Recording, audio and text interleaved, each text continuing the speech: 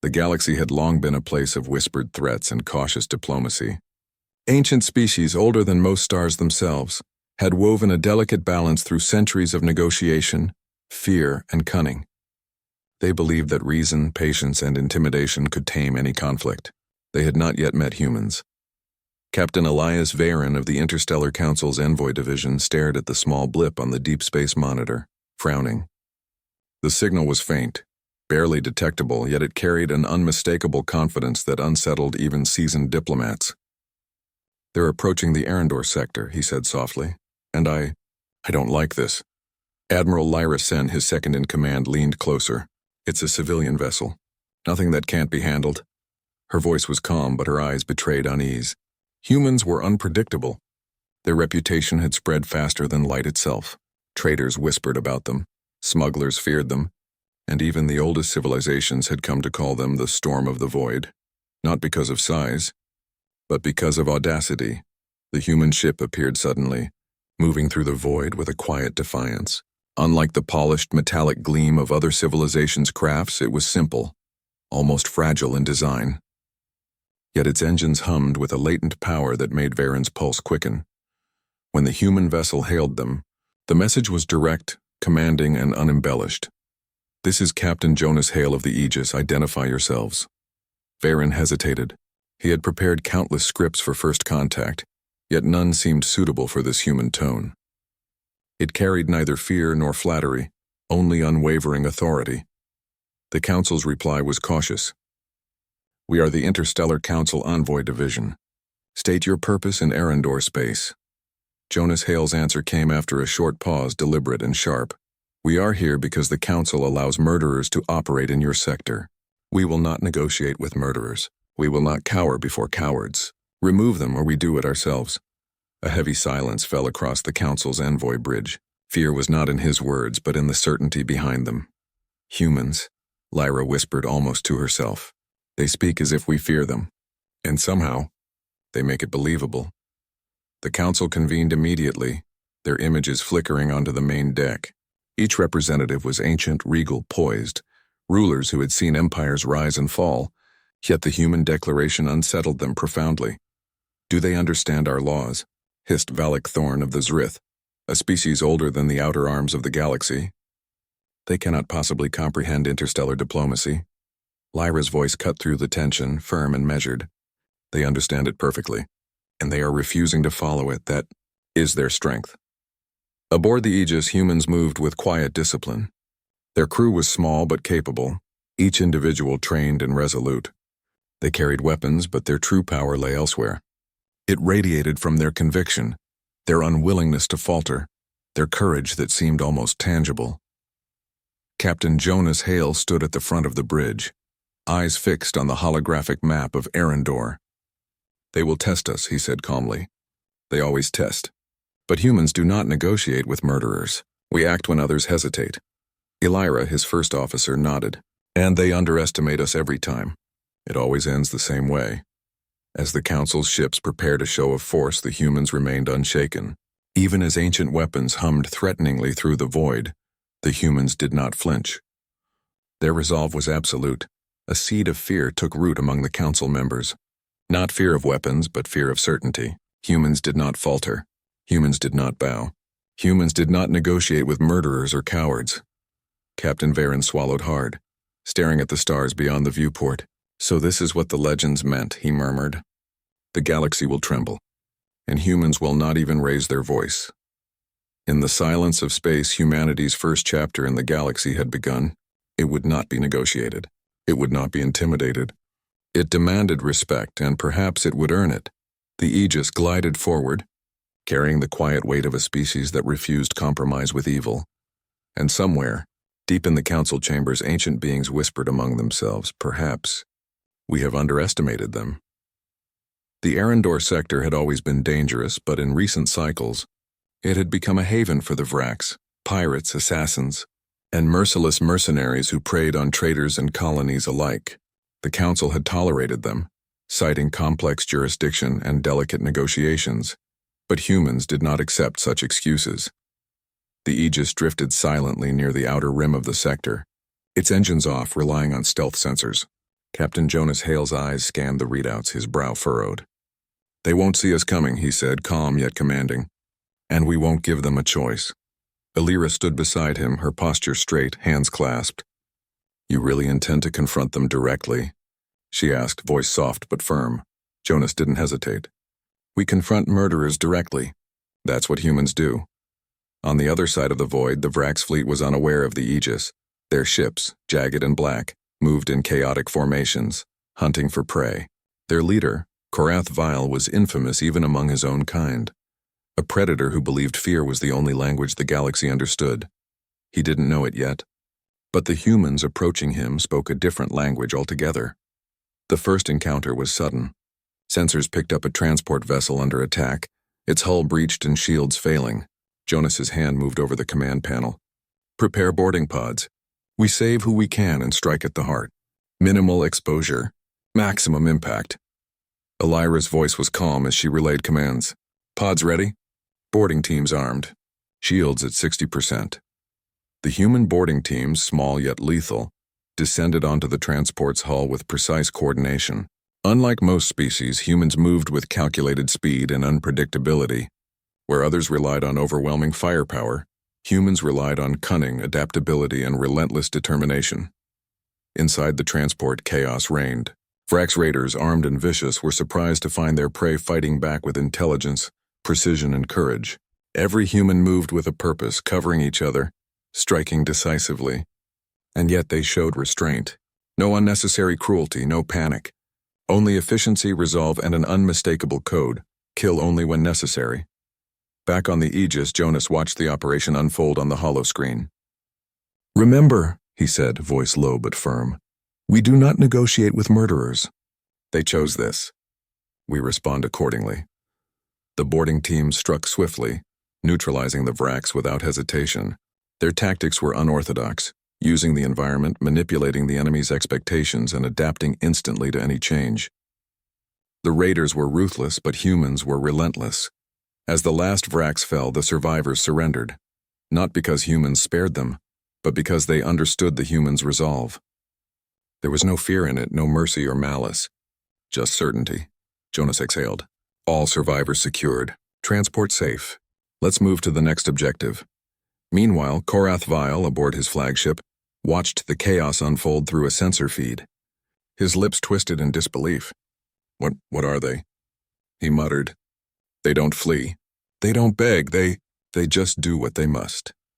Lyra Sen, monitoring the sector from the council, finally spoke aloud what everyone else feared to admit. Humans aren't afraid, and they don't negotiate with cowards or murderers. They act, and when they act, the galaxy listens.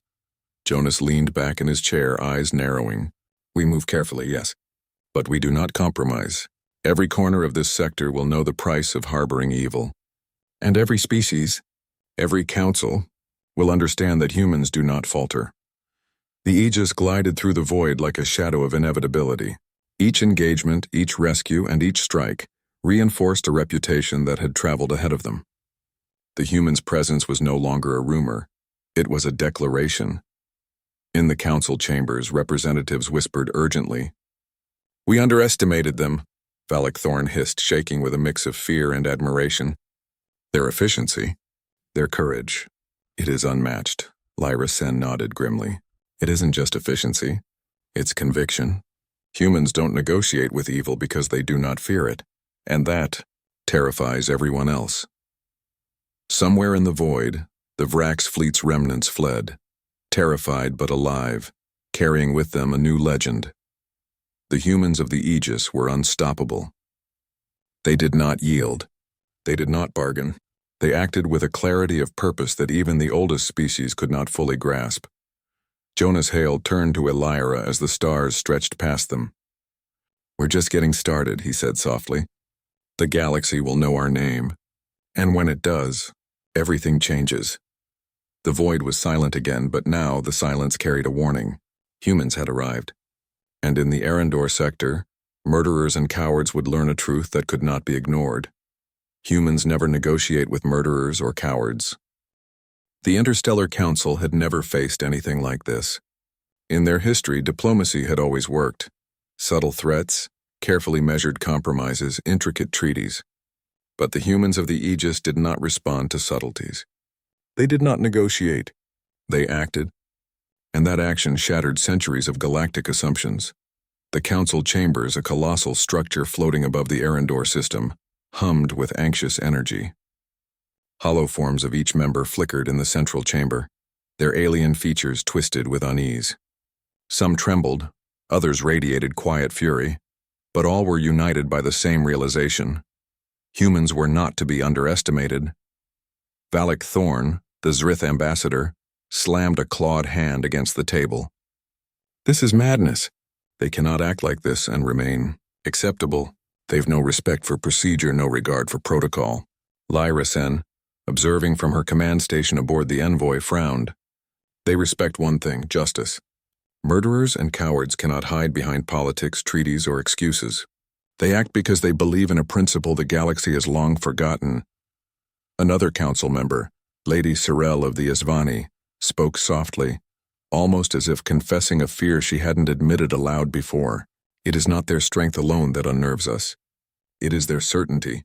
Every human I have observed stands unwavering, unyielding. They do not bend. They do not bargain. They act, and the consequences are absolute. In the void, the Aegis glided silently between the stars. Jonas Hale and his crew had returned to the main sector, but their mission was far from over. Reports of corruption, piracy, and violence in Eryndor had reached them from colonies scattered across the system. Each case presented a choice: negotiate, ignore, or act. Humans always chose to act. Next target? Elira asked, standing at the tactical station. Jonas tapped the map, highlighting a hidden Vrax outpost near the asteroid belt. They believe isolation protects them. It does not. We strike at the core, not just the edges. Humans do not settle for surface victories. We fix the problem. The boarding teams prepared with quiet precision. Every action, from securing transport pods to coordinating entry points, was rehearsed but adaptable. Humans thrived on unpredictability. It was their greatest weapon, and unlike the Council's bureaucrats, they did not waste time debating morality or procedure. They acted decisively, with justice as their compass. When the humans descended onto the asteroid outpost, they were met with resistance. Vrax sentries fired blindly, hoping numbers would overwhelm skill, but humans moved like a storm, calculated and unstoppable. Each raider's action was anticipated, each path mapped in seconds. They struck decisively, disabling weapons and securing hostages with efficiency that bordered on artistry. One raider, a hulking creature named Gralthak, sneered at the humans. You think you can stop us? You're only a few dozen. Jonas stepped forward, his voice calm yet resonant. We are not negotiating. We are stopping murderers. That is enough. Gralthak's eyes widened, not in fear of death, but in disbelief. Humans fought differently than any species had expected. They did not rage. They did not panic. They simply executed with purpose. By the time the skirmish ended, the outpost was silent. Only the echoes of certainty remained. Back in the council chambers, the murmurs of fear turned into open debate. They are not just soldiers, one counselor admitted. They are moral agents. Their actions carry weight because they mean what they do. They are incorruptible. Lyra Sen, observing from orbit, watched the council's images flicker. They are beginning to understand, she whispered. The galaxy is changing because humans do not fear consequences, and they do not compromise with evil. Every action they take reshapes expectation, challenge, and strategy. For Jonas Hale, the challenge was never about glory. It was never about proving dominance. It was about principle. The human's code was simple. Evil cannot hide, and the innocent cannot suffer while others hesitate. That code made them unpredictable, terrifying to some and awe-inspiring to others. As the Aegis glided away from the asteroid belt, the stars streaked past like silent witnesses. Humans had acted again, and the ripples spread across the sector. News traveled faster than any faster-than-light transmission.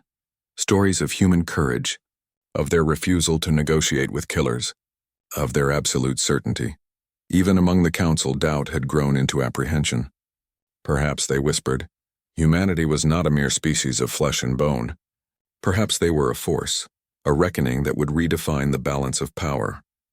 Jonas stood on the bridge looking at the stars. "The galaxy thinks it knows power," he said softly. "But power without principle is nothing. Humans are principle. And when we move, everything else must adjust." The council trembled. For the first time in millennia, the galaxy sensed a force it could not control. A force that acted not for ambition nor fear, nor profit. A force that acted for justice. Humans, and the universe would never forget. Word of the humans' actions in the Eryndor sector had spread faster than light, and not all in the galaxy were pleased. The council, uneasy with this new variable, quietly sanctioned a coalition of mercenary fleets. Their mission? Test the humans, gauge their limits, and, if possible, contain them. Captain Jonas Hale received the warning with a calm demeanor, as if expecting it all along. "They will send challenges," he said, his voice steady. "They always do, let them. Humans do not falter when tested." Elyra Sen glanced at the approaching ships on the holomap. This coalition, they're numerous, dozens of fleets coordinated. Jonas's eyes narrowed. Numbers mean little when your purpose is clear. Humans fight for principle, not profit. That's what they cannot understand. And that is their weakness. In the cold void of space, the coalition fleet moved like a dark tide, jagged silhouettes against the glittering stars. Each ship bristled with weapons, their commanders confident that no human crew could withstand their combined force. Yet the humans aboard the Aegis remained unshaken. Their shields were primed, weapons calibrated, but more importantly, their minds were focused. Each crew member knew the stakes. They did not negotiate with murderers, nor did they compromise with cowards. This mission was not about survival, it was about principle. The first encounter was sudden. A swarm of coalition interceptors descended, firing energy volleys meant to disable the human vessel before it could react. "Evasive maneuvers," Jonas commanded. "Do not engage blindly. Let them overextend." The humans moved as one, weaving through enemy fire with uncanny precision. Their tactics were unconventional. Where other species relied on brute force or overwhelming numbers, humans used ingenuity, unpredictability, and audacity. They lured attackers into traps, exploiting even the smallest error. One pilot, Lieutenant Mara Kestrel, executed a maneuver that defied standard physics protocols, slipping through the enemy formation like a shadow. "They can't predict us," she said over comms, exhilarated. "They don't even try. They think we'll play by their rules." Jonas nodded. "We never do. Humans set their own rules, and they win by understanding the true cost of hesitation." As the skirmish escalated, coalition commanders grew increasingly frustrated. Their fleets were disciplined, powerful, and meticulously organized, yet human adaptability continually neutralized their advantage. Ships that should have fallen were unharmed. The humans struck at the heart of the coalition's strategy with pinpoint accuracy. Somewhere in the council, Valak Thorn pounded the table. "It cannot be. They are outnumbered. They should be crushed." Lyrasen's voice was measured yet carried the weight of truth. "They are not ordinary beings. Humans do not calculate fear. They do not doubt, and when faced with murderers or cowards, hesitation is impossible for them. That is their edge." On the battlefield, Jonas engaged the coalition flagship directly. Energy beams lanced through space, but he anticipated every move, countered each attack with a combination of strategy, intuition, and unshakable resolve. Finally, he disabled the flagship's command array with a precise strike, forcing the coalition into retreat. The void fell silent again. Human casualties were minimal, while the coalition fleet withdrew, shaken and humbled. Reports streamed to the council, sending ripples of disbelief through their chambers. They routed an entire fleet," Lady Sorrel whispered, almost in awe. "With fewer than 100 vessels," Lyrasen observed from orbit, her expression unreadable. "It isn't numbers or firepower that won. It's conviction. Humans act because they must, not because it is convenient. That is a lesson the galaxy will struggle to learn." Back aboard the Aegis, Jonas gathered his crew. Every challenge, every threat, every coward hiding behind authority is an opportunity. Remember this: we never negotiate with murderers. We never compromise with cowards.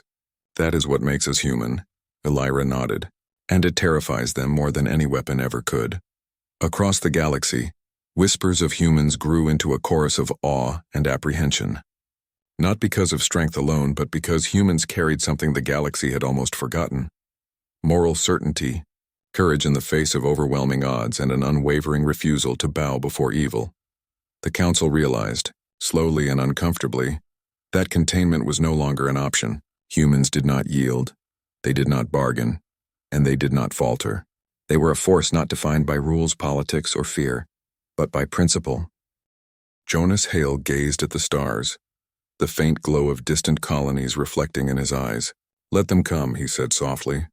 "Humans do not wait for permission to do what is right, they act. And when they act, the galaxy listens." The void was silent once more. But the silence was no longer empty.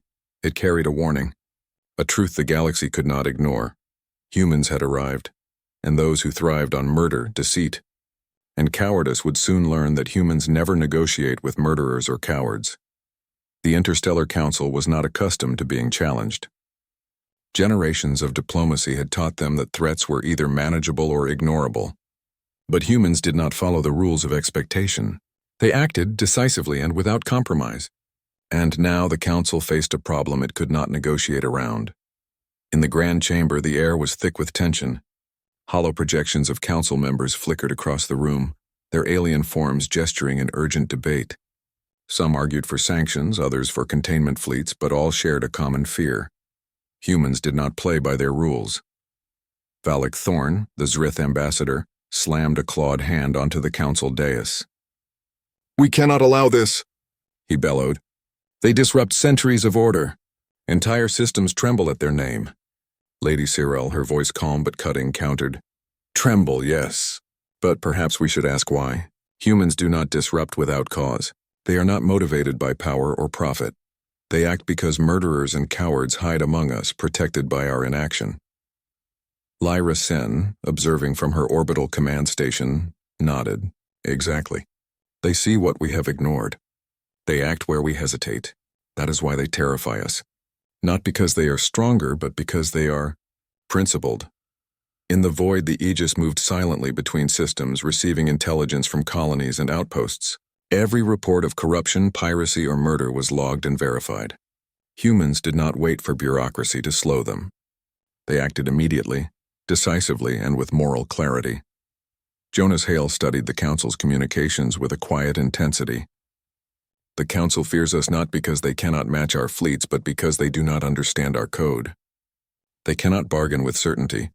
They cannot negotiate with resolve. That is why they send shadows. Spies, subtle manipulations, alliances meant to trap us." Lyra Sen's expression was steady as she reviewed the intelligence. "And we will expose them.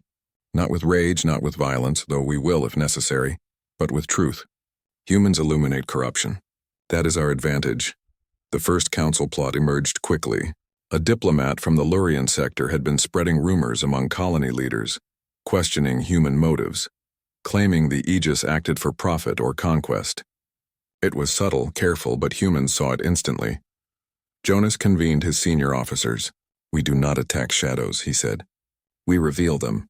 Truth is the most effective weapon against cowards. We will act openly, decisively, and without fear of their whispers." In the following days, humans began broadcasting evidence of corruption and criminal activity across the colonies.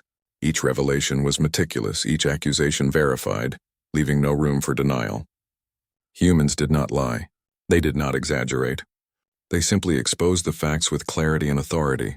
The effect was immediate. Colonies that had been hesitant, fearful, or complicit began taking action. Local militias organized to remove Vrax's collaborators. Governors who had tolerated criminals faced uprisings demanding justice. And all the while, the humans remained a steady presence, guiding without domination, influencing without coercion. Within the council chambers, whispers became panic. "They cannot be controlled," Valak Thorn admitted reluctantly. "They bypass protocol, bypass diplomacy. They act as if they are beyond our authority." Lady Cyril's gaze was thoughtful. "Perhaps that is precisely what the galaxy needed, a force unbound by politics, uncorrupted by cowardice. Humans do not yield, and that is what terrifies us most." Jonas Hale watched the council's maneuvers from afar, a quiet satisfaction in his expression. Humans did not fight the council directly. They fought for principle. Every act was calculated to protect the innocent, punish the guilty, and maintain moral clarity. Elira placed a hand on his shoulder. They are beginning to respect us, but also fear what we represent. Jonas's gaze turned to the stars. They will fear the idea of humanity even more when they understand we act not for dominance, not for wealth, but for justice. That is a language every species understands, whether they admit it or not. And across the galaxy, as shadows of deception fell upon the council, the humans of the Aegis stood resolute. Their morality, courage, and unwavering principle were a force far more dangerous than fleets of weapons or armies of mercenaries. The message was clear, echoing silently to every corner of the galaxy. Humans never negotiate with murderers or cowards, and those who tried to manipulate them would soon learn that the cost of deception was far greater than any fleet could endure. The galaxy had taken notice. Rumors of the humans' actions had transformed into a full-scale warning. The Aegis and its crew were no longer isolated actors. They were symbols of a principle the Council and countless species could neither control nor dismiss. And some decided to act. A coalition of 5 powerful species, each with fleets larger than any humans had faced, converged on Eryndor. Their goal was simple: crush the humans, intimidate the colonies, and reassert the Council's authority. It was a display meant to remind the galaxy that defiance came at a price. Captain Jonas Hale observed the approaching armada on the Aegis's holomap. "They've underestimated us," he said quietly. "They think their numbers alone will intimidate. Humans are about principle, not size. Let's show them what that means." Elira Sen, standing at the tactical station, responded with a calm determination. "They've coordinated perfectly, but they cannot predict our choices. Humans do not fight like anyone else.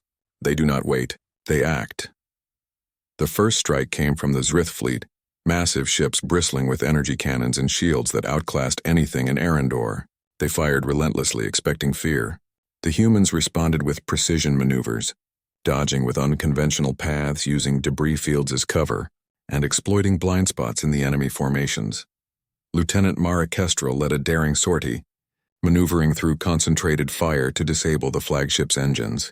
"We're inside their formation," she reported calmly. "They don't know we're here until it's too late." Jonas nodded. "Exactly. Humans do not rely on overwhelming force. We rely on certainty and ingenuity. Strike decisively, protect the innocent, and never falter." Meanwhile, the other humans coordinated evacuations of nearby colonies under siege. Using rapid deployment pods and makeshift shields, they moved civilians out of harm's way while engaging enemy ships. Every human action carried dual purpose: offensive against murderers and protection for the innocent. The coalition's commanders grew increasingly frustrated.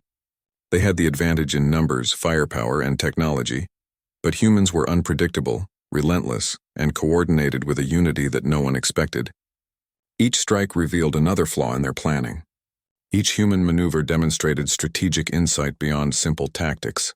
Aboard the Aegis, Jonas gave the final order: target their command arrays simultaneously. Disable their coordination. Leave no room for cowardice or hesitation. Humans act when others falter. Now is that moment. Energy beams flared, ships twisted in the void, and one by one the coalition's central command ships went dark. Disarray spread, communication lines collapsed, and the massive armada fractured into chaos. Back on the Council's observation decks, diplomats could barely comprehend the reports. How can a single human ship?" Valik Thorn began, voice trembling before trailing off. Lyra Sen shook her head. "It is not a single ship. It is a species with conviction, morality, and courage. They fight differently. They inspire. They endure. And the galaxy has not seen anything like it." Jonas watched the chaos with quiet satisfaction. "They will tell stories about this day," he said. "Not because we wanted to dominate, but because we acted with clarity, principle, and courage. That is what humans leave behind: certainty, and the knowledge that murderers and cowards cannot hide." As the coalition withdrew, humiliated but alive, the colonies of Eryndor erupted in gratitude and admiration. They had seen not just strategy but moral courage in action. Humans did not fight for conquest or profit. They fought because it was right. Elira turned to Jonas. "They will remember this. The galaxy will remember this." Jonas's gaze swept the stars, calm but unyielding. "They will. And every system, every species, every council that tolerates evil we'll realize the same truth we've always known. Humans never negotiate with murderers or cowards. In the aftermath, the Aegis drifted silently among the stars, victorious not just in battle but in principle. The galaxy had witnessed something extraordinary, a species that did not compromise with evil, did not flinch before numbers, and acted with unwavering moral clarity. And across the council, the whispers of fear and awe grew louder. The galaxy had learned a new law, unspoken but undeniable. When humans act, justice follows, and those who thrived on murder, deceit, and cowardice would tremble forevermore. The Eryndor system was quiet again. The battle was over, the coalition routed, and the void that once echoed with destruction now glimmered in calm starlight.